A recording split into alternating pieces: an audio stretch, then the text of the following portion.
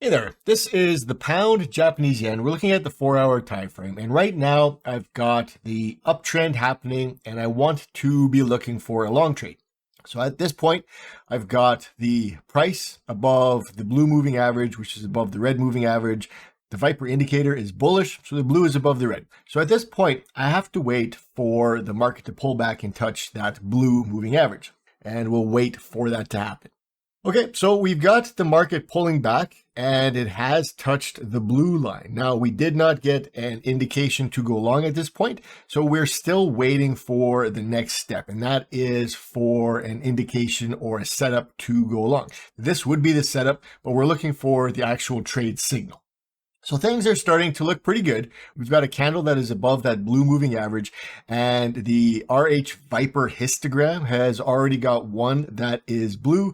This one is currently forming, and it looks like the Viper filter could also be turning blue at the close of this candle. So if this candle closes kind of where this is, I'm looking for maybe the arrow to show up underneath the candle, and at that point, we can go long.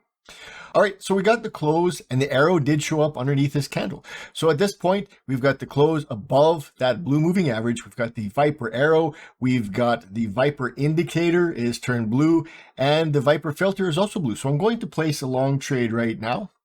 And at this point, I've got that trade placed. I'm going to place my stop loss just underneath this recent swing low. Okay, now that I've got the stop loss placed, I'm going for a 1-to-1 take profit on this one. So I'm going to be adding my take profit level up in this area. So again, it'll be 1-to-1.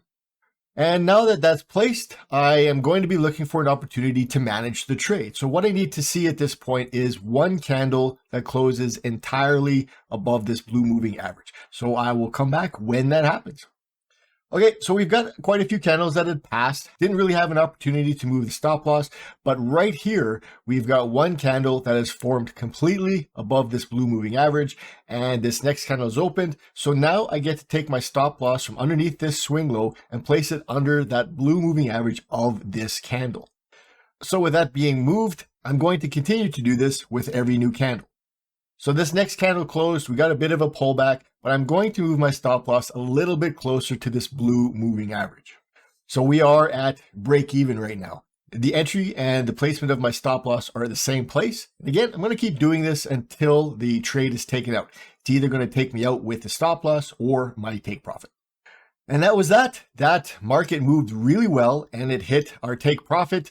And that was it for the pound yen, the 4-hour time frame. It was really nice. We did have a little bit of a market meandering in the middle here, but that's okay. That's the way it works. We did get to manage the stop loss to break even. So at one point, there was no chance we'd lose anything on this trade, and we ended up winning the full amount.